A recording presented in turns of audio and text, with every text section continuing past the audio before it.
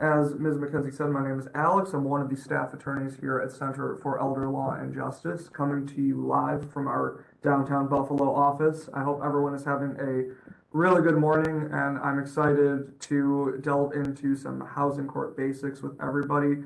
I've titled this presentation Housing Court 101, so by no means is this going to be an exhaustive overview of the housing court procedure, but it will hopefully give everyone just a glimpse into some of the basics, some of the things that you want to know. And while our office does not represent landlords, we represent tenants, and this presentation is geared primarily for tenants. I'm sure that there are plenty of things for landlords to glean from this presentation as well. So let's dive right on into it. There we go. So just a quick overview of the agenda for this morning. I do want to go over some terms that you want to know for housing court. Basically a glossary, because sometimes we get lost in the jargon, and people often will say, well, I don't know what this means. So we're going to try to break some of that down. Then the eviction process as a whole, sort of go from front to back through the entire thing and give sort of a summary of what happens, some potential eviction defenses, and some things that you want to prepare if you're in those circumstances. And finally, we're going to touch on housing code violations. That's another type of case our office represents people in. And I've represented people as well in the city of Buffalo and Erie County who have had some housing code violation citations in court, and so we'll go down that process a little bit. If you do have any questions, we're going to get to a quick disclaimer. Please note that especially after COVID, a lot of the laws in your state regarding evictions changed very quickly and very drastically. So everything that I'm going to say is current as of today, July 19th, 2022. But things could change over the next few weeks or months, so just please be aware of that if you're watching this video at a later date. And then this presentation is for informational purposes only. It does not constitute legal advice. I'm giving some broad examples. I'm not giving any specific advice. And if you have a specific situation that you would like advice on, please contact an attorney. I will have some resources at the end of the presentation for you to do so. And please just note that if you do ask a question that is of a very personal nature or for a personal situation, I will most likely not answer that and will refer you to talk with an attorney and privately, so that you do not waive any sort of confidentiality, and so that there can be more of a back and forth on your specific situation. As Ms. McKenzie said, this information I'm going to be presenting this morning comes from my experience handling cases in the city of Buffalo and Western New York. If you're watching this presentation, if you are just on the YouTube page at a later time from Central or downstate New York, please consult a local attorney, because the courts may operate slightly differently than they do up here. Now we can get into the meat of the matter. So terms that you want to know for housing court. We're going to start here. Really gives a broad, real good introduction of things that you'll want to expect in housing court. So the first term is a landlord or owner. It is a person or company who owns the property that is at issue. It does not need to be an individual. It can be a company. A lot of times, even individuals who will own, say, 3 or 4 rental properties, they'll own those through an LLC or a corporation that owns the property. It tends to be a little easier for them to do it that way. So the landlord and owner, they're the person who is going to become the petitioner, our next term, which is the person who's bringing an eviction proceeding in housing court. The formal court paperwork for an eviction case is called a petition. They are petitioning or asking the court for legal permission to evict the tenant, who is the non-owner who resides in a residential unit or building. Typically, they do so under a lease. That lease can be for a specific term. Commonly, that would be a year-to-year lease, or it could be month-to-month. And a month-to-month tenancy is renewed by paying rent the beginning of each month. Now, a tenant, we need to distinguish a tenant who has a legal right to be in the property from an occupant. So all tenants are occupants. Not all occupants are tenants. For example, I've seen situations in which the tenant is an elderly individual residing in a senior apartment complex, but they live with their non-elderly child who helps take care of them. The child, who normally would not be able to live in a senior apartment complex, they wouldn't meet the age requirements, can be an occupant because they're taking care of their parent, the tenant. The distinction is that there are certain situations in which an occupant, if the tenant passes away, does not necessarily have as many defenses to an eviction because they weren't originally going to be allowed to stay in the property. We'll touch base on that in a little bit. So an eviction, really quick, briefly, is just a court action or a petition to remove a person or a group of people from a building or a dwelling. This could be an individual apartment. This could be a rental house. It could be a condominium. I've seen all of those. And in New York State, that does differ from an ejectment. Very, very slight difference, but very important, because an ejectment is a special action in New York State to remove immediate family members.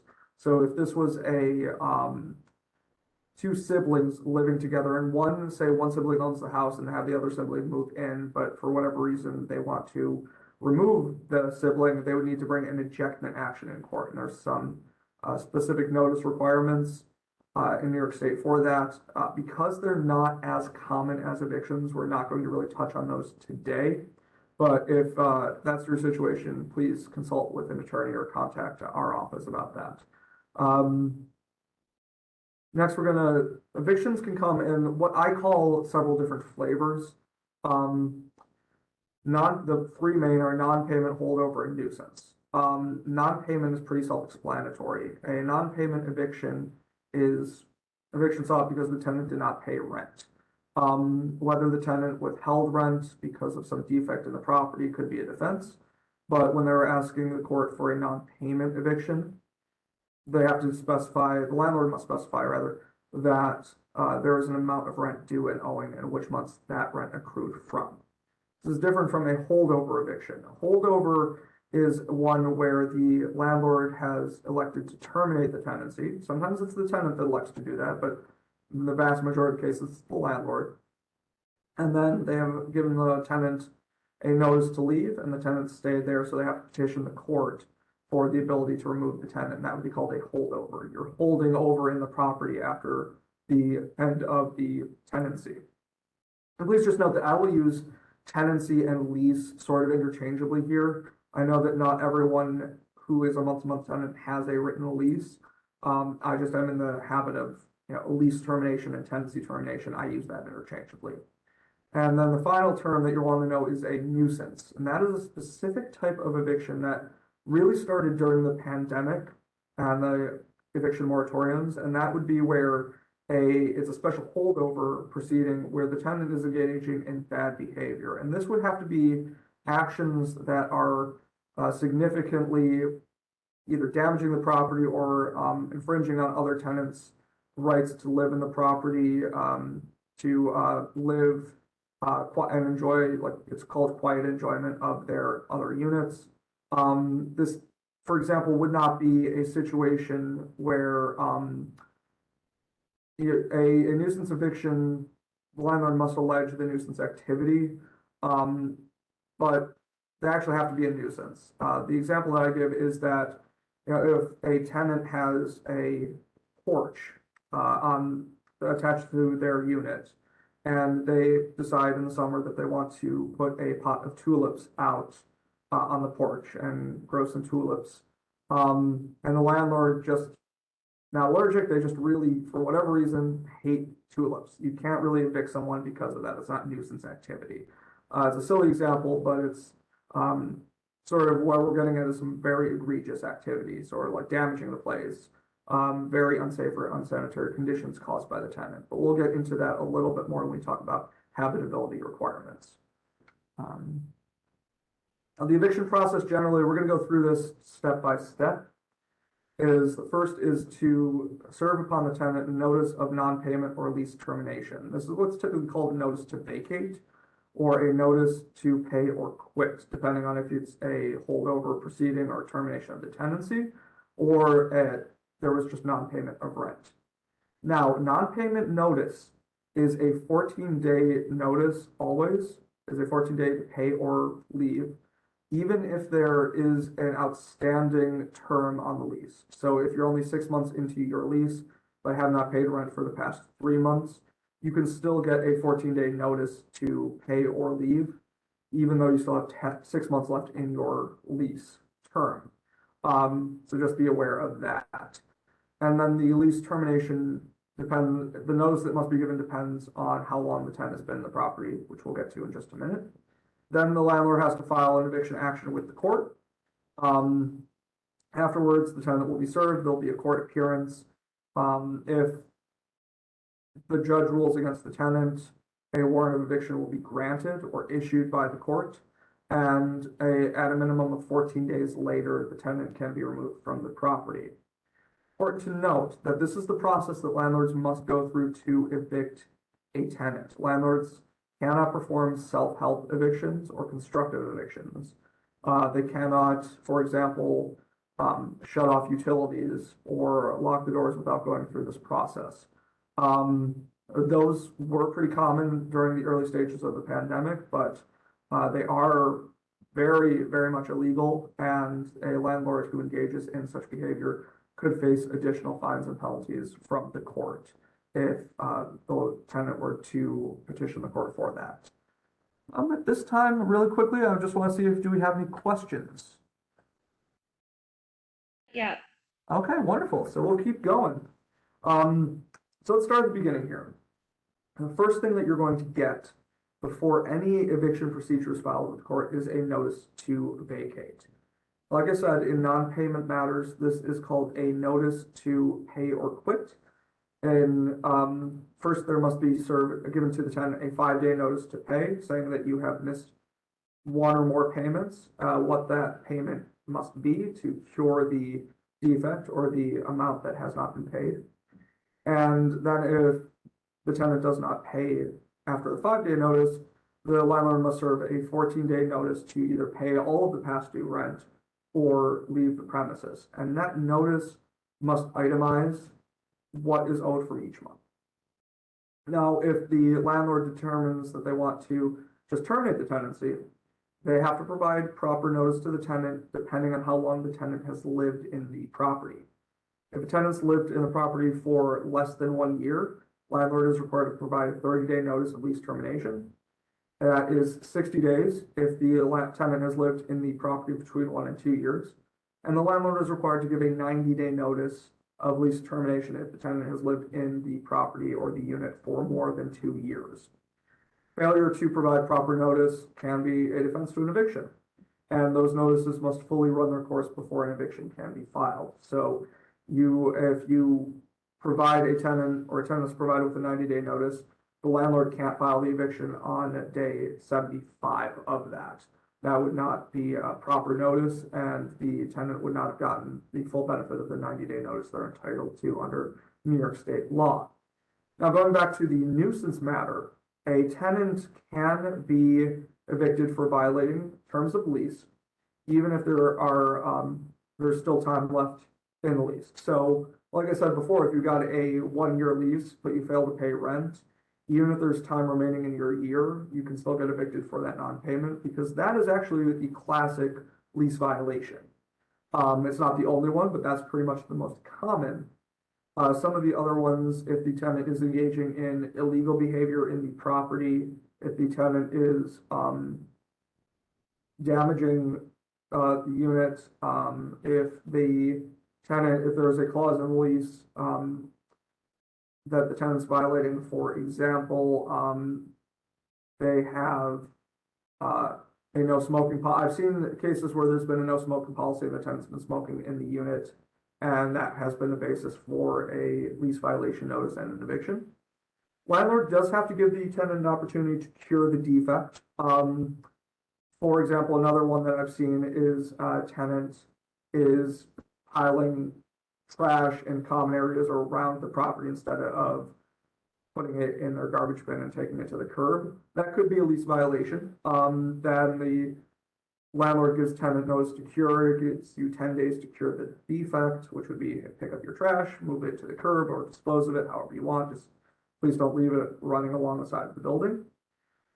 And that must be done before there is a termination for lease violations, because the tenant does need an opportunity to cure the issue that the landlord is seeing or cure the lease violation. If they don't, however, a tenant can be evicted for continued violations of the lease. So after the notice runs its course, the landlord will likely file an eviction action, which is just another name for a court case. Landlord does have to file it with the appropriate city or town court, and either on the top of the legal paperwork to start the lawsuit or somewhere in it, they'll need to identify is this a holdover or a non-payment. And the reason for that is because you're asking for two different things. In a holdover, you're not asking for money, you're just asking for the tenant to be out. In non-payment, you're asking for the tenant to be out, but you're also asking for money. So in a non-payment proceeding, payment in full would be the ultimate defense. Once that is filed, the tenant will schedule the matter for a hearing, and the landlord will have to serve or present the legal papers to the tenant. The way that they do that, personal service must be attempted at first. So just attempt to knock on the tenant's door, hand the papers to them. But if that's not successful, then what they can do is send the complaint or the petition through certified mail and affix a copy to the tenant's door. And that's to let the tenant know that there is an eviction action out in the court system and give them an opportunity to retain a lawyer or defend against the eviction action in court. It is worth noting that under New York State law, the person who serves the petition cannot be a person who is bringing the action itself. So the landlord, if they're bringing the action, cannot also serve paperwork. It has to be someone else who is not a party to the action. So if you are a tenant and you do receive an eviction paperwork from the court or from the landlord that's been through the court, highly recommend that you contact an attorney if you haven't already. It's definitely in your best interest so that we would have time to prepare and go through the case and see if there are any defenses right off the bat or try to negotiate some beneficial resolution to the eviction. And we'll just see if there's any questions right quick. At this time, Alex. Okay, wonderful. So the next part of the eviction proceeding is the court hearing. And this is the very important thing.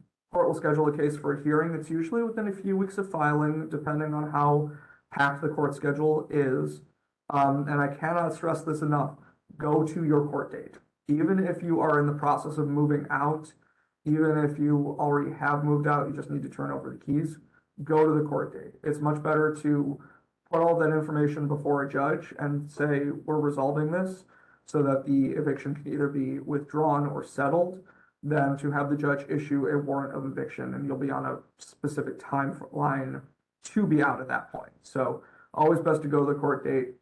In the city of Buffalo, especially, if evictions are scheduled in the mornings, there are attorneys from Center for Elder Law and Justice and other legal services agencies that are there to facilitate an attorney of the morning program. So even if you don't have an attorney, then you can usually get connected with someone there. If you are outside of city of Buffalo and need an attorney, I will have some phone numbers that you can contact at the end of the presentation, but you may want to consult with one of either the Office for the Aging, may be able to direct you to one of the legal services providers, or you can contact the court and usually they will. A lot of times there will be a list of legal services providers included with the petition that you'll receive. Either affixed to your door or in the mail or handed to you. So at court, there is typically an opportunity to negotiate a resolution before the case is called in front of the judge. Sometimes if their parties are in the middle of a negotiation, a judge will provide a brief period of time, a few minutes, maybe 10, 20 minutes or so for the parties to try to work something out. It's usually beneficial in a lot of situations to settle the case, but it really depends on your specific situation. If parties aren't able to work something out, a tenant can present whatever defenses to the eviction that they may have, and we'll touch on some of those in just a moment. And depending on the circumstances, the court may grant an adjournment of the case. So if their parties need more time to work something out and everyone's in agreement, for example, court can absolutely say, okay, we're going to give a couple of weeks, you guys figure this out, and then we'll come back and hopefully everything will be resolved. A couple of the potential resolutions that I will mention. One is a mutual termination. This comes in very often with holdover evictions. This is where both parties agree to end the tenancy and they agree to a specific move out date for the tenant. This is not an eviction on the tenant's record because the parties together agree that they're going to terminate the tenancy. It's not going to be an eviction on anyone's record, but the move out date must be strictly adhered to, and this is depending on what the parties agree to. Whether that is an additional 30 days, 45, 60 as an example, it really depends on the specific case.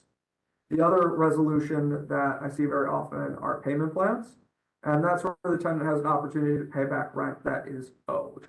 Almost always there is a clause in the payment plan that if the tenant misses a payment, the landlord can proceed with the eviction without going back to court. So just be aware of that. And if you are thinking about a payment plan, one thing I do recommend people is to be realistic on what you can afford and what the opposing party may accept. So if you are, and that you will also have to pay contemporaneous rent with that. So you have to pay your normal rent plus some additional funds on top of that to cure what is owed or fix what is owed from months that you have missed. So just be very cognizant of that when you're determining based on your own financial situation what you can do. Now, if the judge rules in the tenant's favor, now say that there was a successful defense to the eviction, more often than not, the eviction can be dismissed, but the landlord can refile and do it correctly the next time. There's a procedural error. We'll talk about some of those, but please just keep in mind that it provides some time, but it's not going to be they could never evict you ever again in the future situation. And if the judge rules for the landlord, then they will issue a warrant of eviction. Moving on to the next slide, talking about the warrant of eviction. And this is the document or court order that allows the landlord to either contact the sheriff's office or the marshal's office to remove the tenant. Depending on which town you're in, it will either be the local sheriff or the city marshal. New York State requires a minimum of 14 days between when the warrant is issued and when the tenant can be removed. So today is the 19th. It would be if a warrant of eviction is issued today, that would be 2 weeks from today when the tenant could be removed. A lot of courts will give a little bit more time, but not very much, depending on the circumstances. But note that 14 days is the minimum. When the legal removal takes place, we call that, and that's the term that we use, is that the warrant executes. Execute as in it goes into effect. And that is when an eviction will be on your record, if there is a warrant that executes. Now, a mutual termination will typically try to delay when a landlord can execute the warrant. They will still get the warrant usually at the court date, but they can't actually use it until after the specified move-out date. And just note that if the warrant of eviction is issued in non-payment matters, payment in full prior to the warrant executing can resolve the case entirely if you're able to pay the full balance back prior to that. Please note, though, that a landlord in a non-payment proceeding is not obligated to enter into any payment plan or take partial payments. They do have the legal right to demand payment in full and can reject any offer for a payment plan. I think I saw one question come in. I came in right when you asked if there were any questions, so I was waiting. Oh, wonderful. There is an attendee here from New York City, and they've heard that some towns and counties in New York State that housing court is not always presided by judges. Is that the case in Erie County? Erie County, it depends on where you are in Erie County. Some towns I know statewide, I'll answer the question broadly. Most of the time in Erie County, it is a judge. A lot of times, though, court clerks will facilitate settlement before it goes in front of a judge. But sometimes there are courts throughout the state that will have hearing officers that do have the authority to issue evictions or do have the authority to dismiss cases. So for all practical purposes, yes, your case is going to be in front of a judge. If there is a very, contentious circumstance where you need to be put on the record, letting the court attorney or court clerk know that can sort of speed up that process. But note that even if the person presiding over the eviction may not have a formal judge title, they'll likely still have the authority to grant evictions or dismiss cases as a judge would. I hope that answers the question. Okay, and then there is another question. Sure. Is there an expected timeline for a court hearing date? For example, if they file today, does the law indicate it has to be 30 or 45 days or et cetera? There is no specified timeline to my knowledge. Courts do try to get this in for a hearing within 30 days, usually try to do it within 2 to 3 weeks.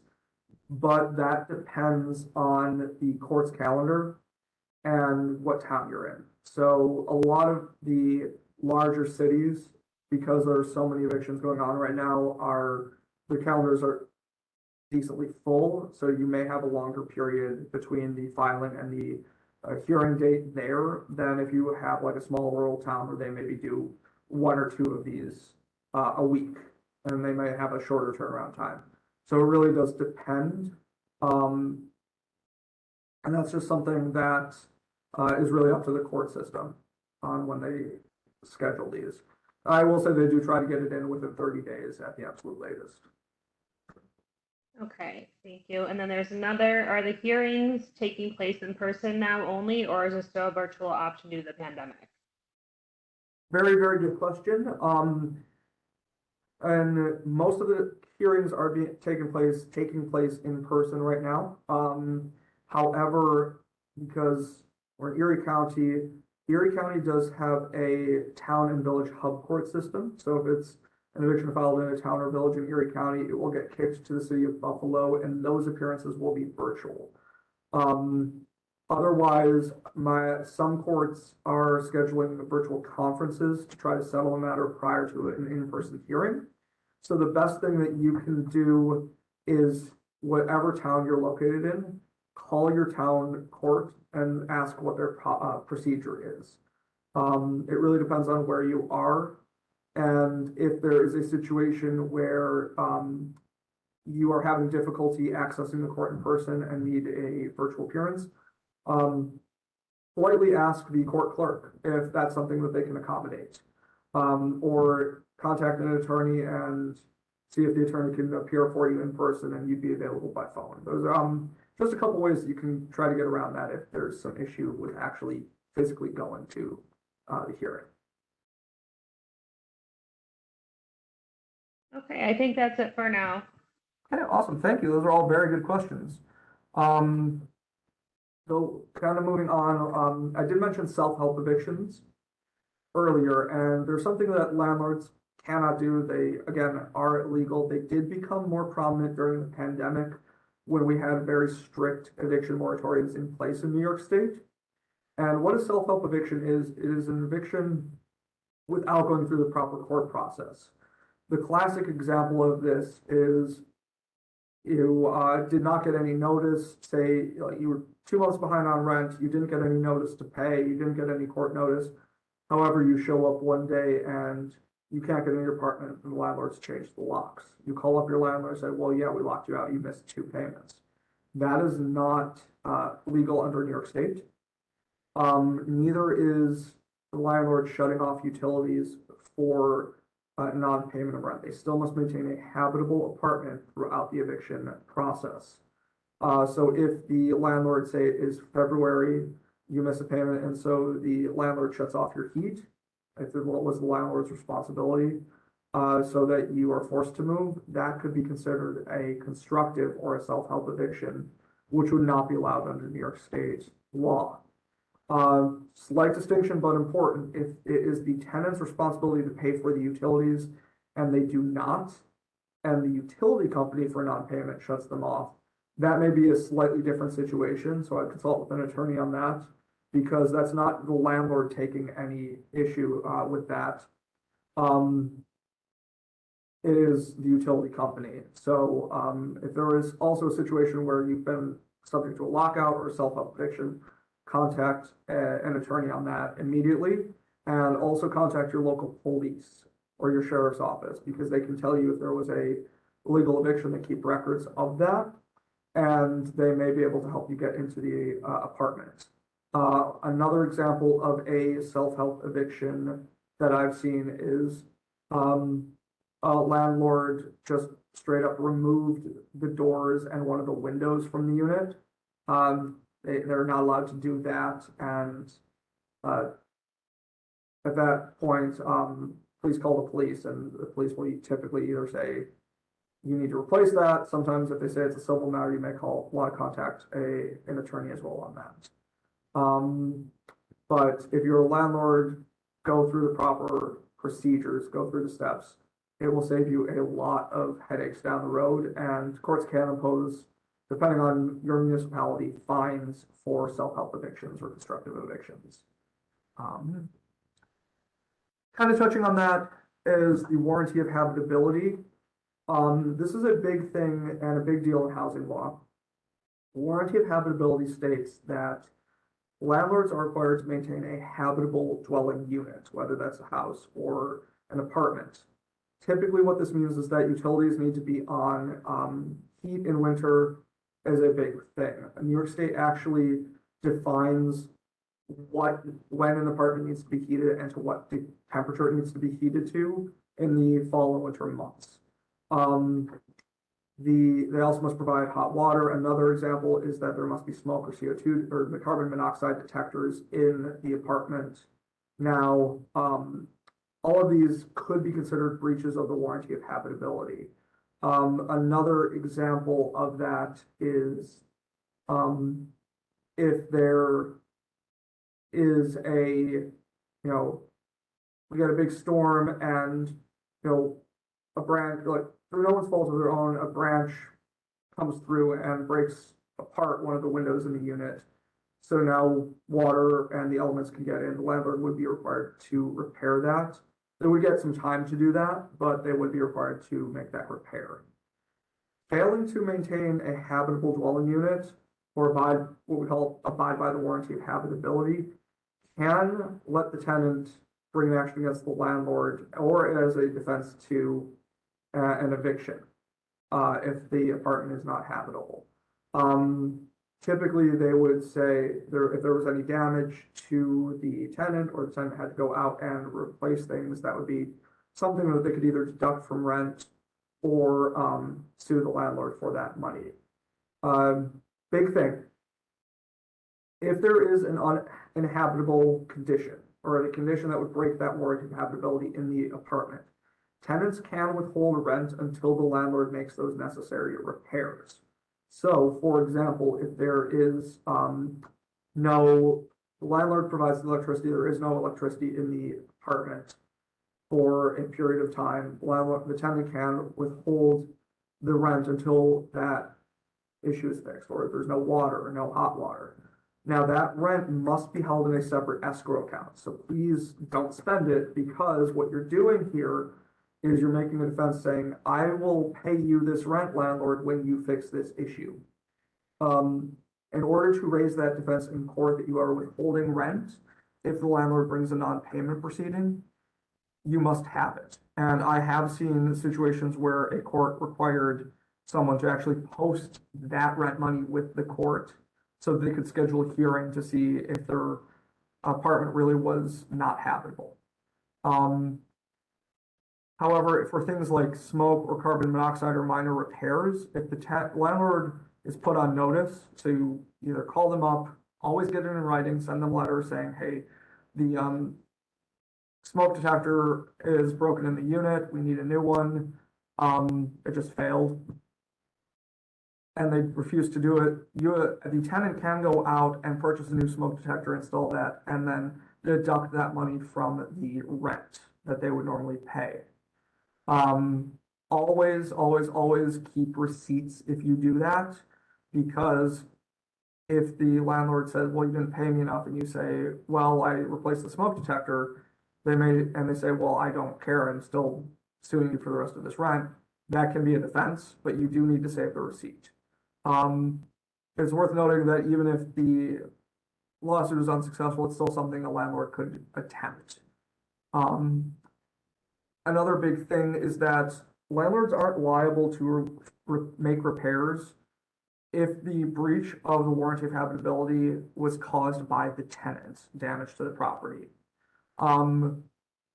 So we'll say that you've got a ground floor apartment, and you are a tenant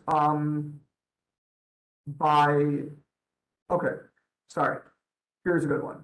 Tenant leaves a pot of grease sitting on the stove, turns the stove on, leaves it for whatever reason, catches fire, damages the unit. Now you've got smoke damage in the carpets.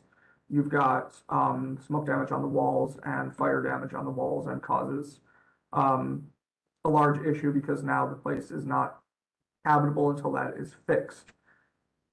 That's a situation where the landlord could require the tenant to pay for that and would not be responsible for making the repairs. And if the landlord went ahead and did pay for the repairs and restoration, then the tenant could be sued for that. And I think I did see a couple of questions about this topic that I'd like to dive into. Okay, there are a couple of questions. Are there any protective population laws for eviction? For example, is there a different timeline for someone who is paraplegic versus a non-disabled individual? To my knowledge, that's not built into New York State law. A tenant or a landlord is required to make reasonable accommodations for disabilities, but the timeline remains the same. However, if you're negotiating, say, a mutual termination, or you can request that the judge, say, delay execution of the warrant of eviction due to those circumstances. There's definitely mitigating circumstances, but it would still be on the same eviction court timeline from filing to court date to when the warrant would be issued. Okay, and then there's another one. Is it possible for judges to rule for the landlord in a warrant of eviction if a warrant for eviction is not yet issued because both parties agree to a payment plan? So then they go on with a money judgment instead of possessory judgment that does lead to the warrant of eviction being issued. Yes, as I understand the question, I'm just trying to get it set in my head that there's a situation where the judge does not issue a warrant of eviction but just issues a money judgment. Yeah, they absolutely can. They can say, well, the tenant can still live there, but the landlord can, either collect from the tenant and has a court ordered right to collect the remaining money from the tenant. It's very uncommon, but it is doable. What is more common is that the judge would stay the eviction and money judgment orders pending the tenant's ability to pay. That is much more common, because if the tenant says, well, I can pay this by X date, a judge may say, okay, well, I'll give you until that date to make the payment. I've seen that happen, and they delay both they issue them, but they stay when the landlord can actually act on them until after the date the tenant said they can pay. Okay, and then if an apartment has 2 entry points or doors, does the landlord have to give keys for both doors? Generally, yes. If they're going to common areas, especially if they're going into the tenant's unit, yes. If they're going into common areas, also, answer is usually yes. However, as long as there is an ingress or egress, I don't see that as the type of issue that would, that's one of those things where I'd say work it out with the landlord versus go to court about it. But generally, the tenant gets to access the entirety of what they're paying the rent for, including the doors. So yeah, I'd say yes, generally. Sorry.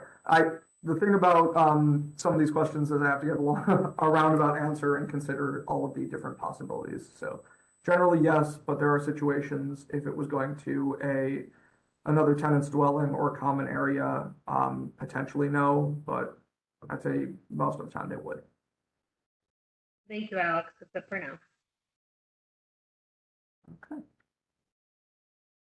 Next, so we're going to touch on nuisance proceedings. Like I said, this is a different or specialized proceeding if the tenant is engaging in unreasonable behavior.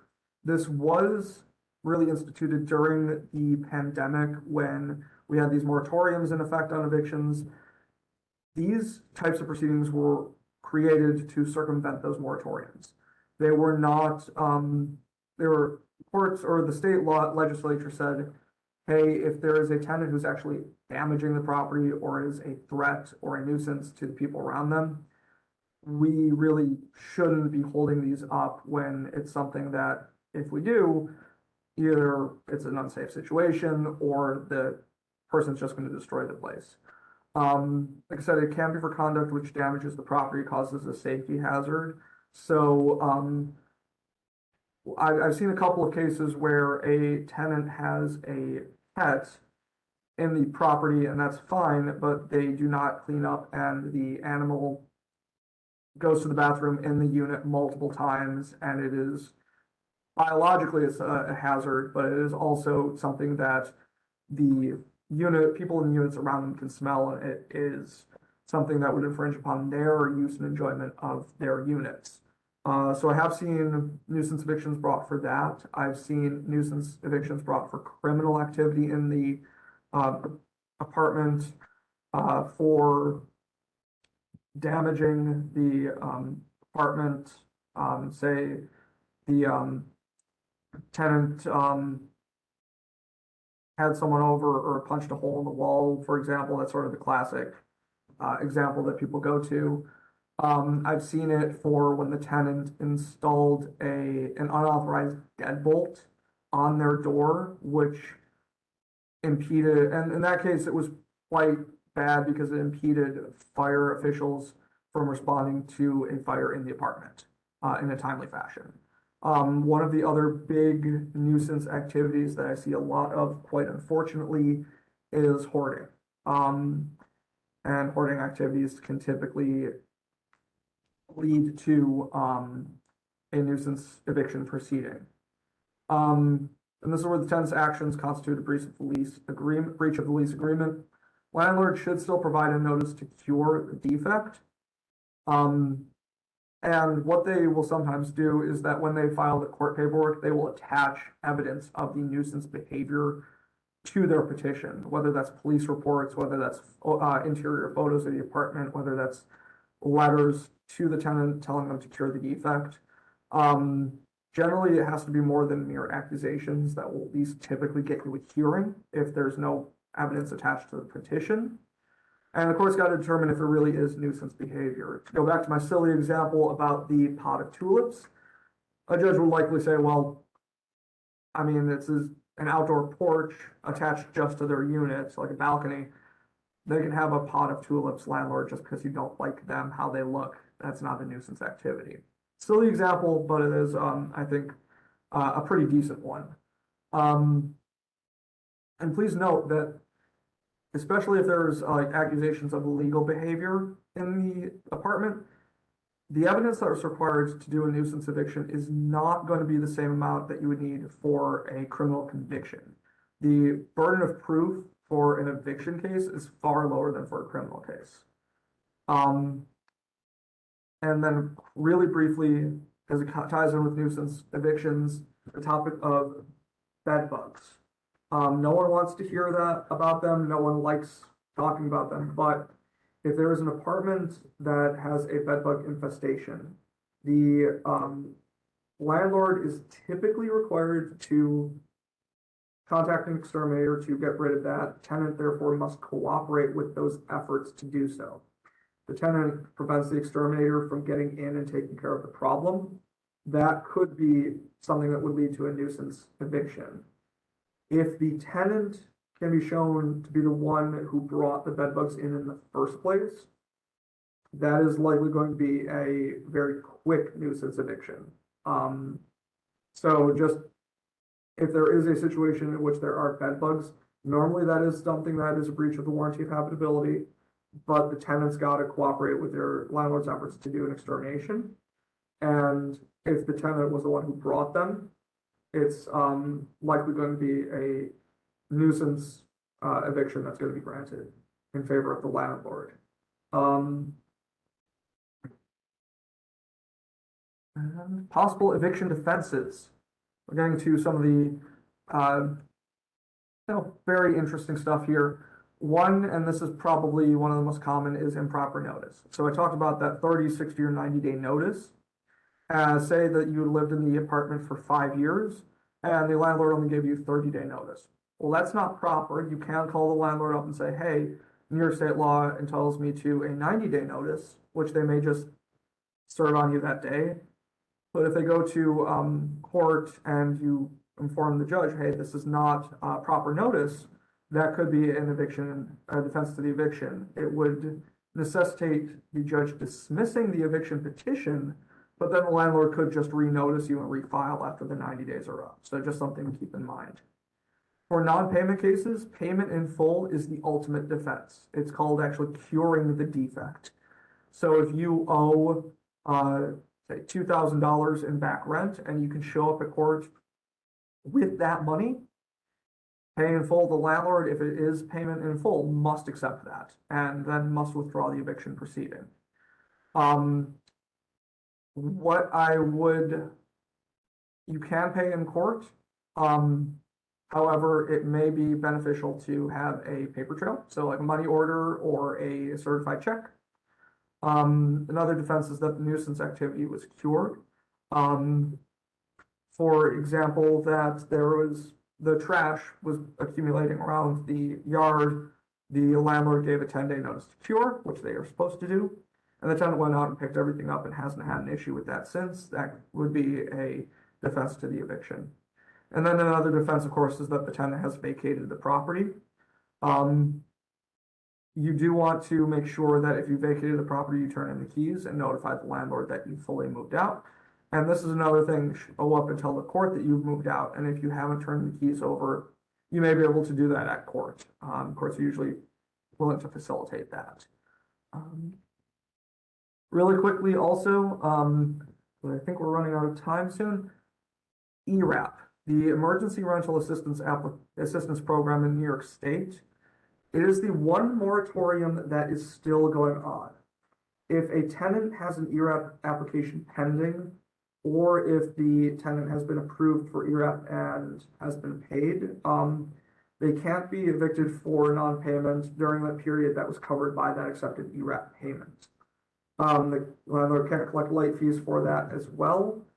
And the tenant can have their monthly rent increased for a year after acceptance, and they would not be able to be evicted if the landlord decides, hey, I want to terminate lease again for that rent that I just collected the ERAP on.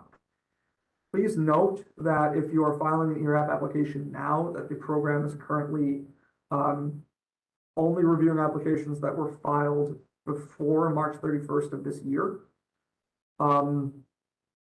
So please note that. Although the moratorium would technically apply, courts are in some situations where it's clear that the tenant would not receive this money,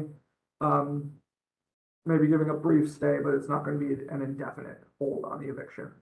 The other thing too is that if your ERAP application has been paid out and you have missed rent after that, that can be the subject of a new eviction proceeding. So, or any lease violation after ERAP paid out can be subject to a new eviction proceeding. So please just note that. I'm only touching on this briefly because ERAP is still something that is going on. It is, however, much more limited than it was, we'll say even a year ago. Same thing with the New York State eviction moratorium. It was originally put in place due to the COVID-19 pandemic. It did prevent landlords from evicting tenants who are experiencing COVID-related hardship. That's really all I'm going to say about that because that did end January 15th of this year. If you have an ERAP stay, that will likely still apply, but that's the only moratorium. And one other thing to note, because I've seen that, it was a moratorium or a hold on eviction proceedings. It was never a cancellation of the obligation to pay rent. So even during the pandemic, tenants were obligated to pay rent. The whole point of the ERAP program or programs like Stand Up Buffalo was to assist tenants who could not pay rent during the pandemic. But if a tenant just chose to not pay rent because they thought they didn't have to, that's not the case. Rent was still owed. And courts will evict for rent that was owed during 2020 and 2021 if there is no ERAP application pending. Any questions?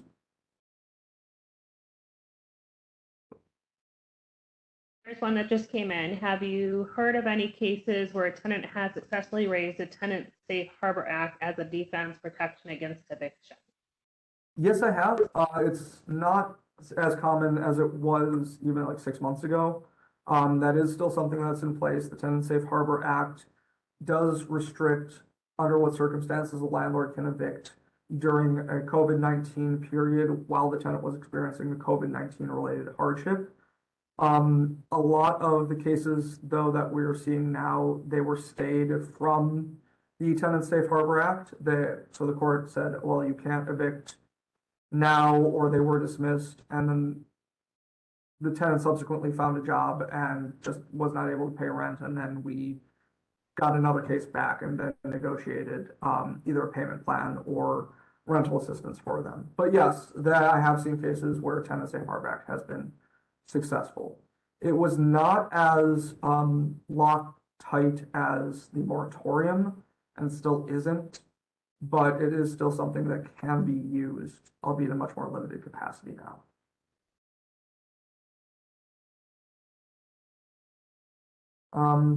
And then housing code violations. So if a property has enough code violations, the city of Buffalo or Erie County can bring an action to try to demolish the property. And this is typically done after neighbors have complained about the state of the property. There are situations where there are, crumbling foundations, lead paint, could be also accumulation of trash and debris around the yard. That would be a violation where the court would want to see that cleaned up. But by appearing in housing court, property owner can usually get some more time to make those necessary repairs. So, for example, say a roof needs to be replaced, and the owner's looking for some funding to get that done. Court is usually pretty agreeable to giving some time to do that. Not an indefinite amount, but some time.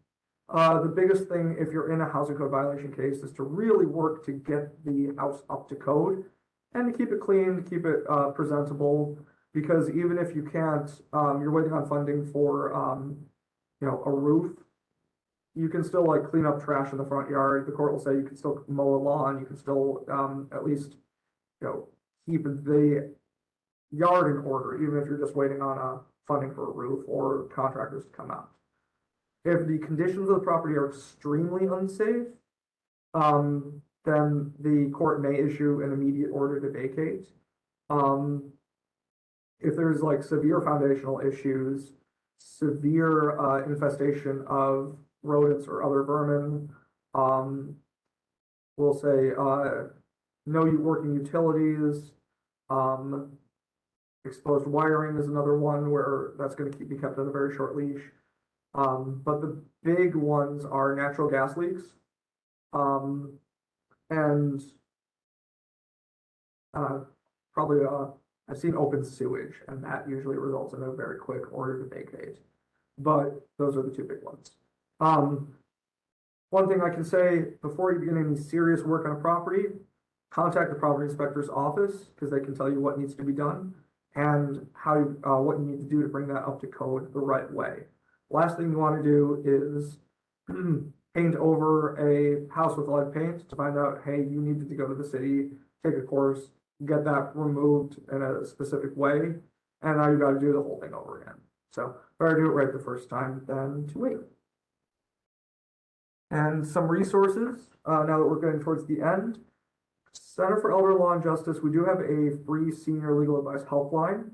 Is at 1-844-481-0973. That is toll free. I recommend this if this is someone, if you're a landlord seeking just some basic advice, give that a call. And then our main office number is 716-853-3087. If you're facing an eviction in the Western New York area, please give us a call. We'll see what we can do for you. And we do partner with several other legal services agencies in the area to provide eviction defense representation for tenants. Thank you so much, Alex, for providing such a comprehensive PowerPoint. Lots of great questions, lots of great answers. I appreciate you taking the time today and for everyone joining. Tomorrow we'll have another presentation at 10 a.m. on ageism. Please join us then. I don't think there's any other questions, so thank you, Alex. I thought I saw one more come through. I could be wrong though. Oh, rental insurance, I think. Rental insurance, okay. Oh, so yes, very good question. If the tenant has rental insurance to cover their damages, how does the timeline change? Courts would likely, if they're making a claim to the rental insurance agency, courts would likely give that time for that claim to be processed. It may be a situation where you'd want a letter from the insurance agency saying the claim was filed. And then it's, even if it doesn't cover the landlord has to pay, there's more likely that they'll get reimbursed for that from the insurance agency than from the tenant. So courts tend to be very deferential to those. Okay, I think that's it. I didn't get to see that one, so it might have been sent. Oh, I think it was sent privately, so. Might have been, yeah. So sometimes I don't see those, but thank you again. I don't see any other questions. Do you see any other questions, Alex? I don't. If I didn't get to, if I am missing something, I deeply apologize, but I don't think I see any more. All right, well, great. Thank you so much again for joining today, and thank you, Alex, for your presentation. It was great. Thank you. Goodbye, everybody.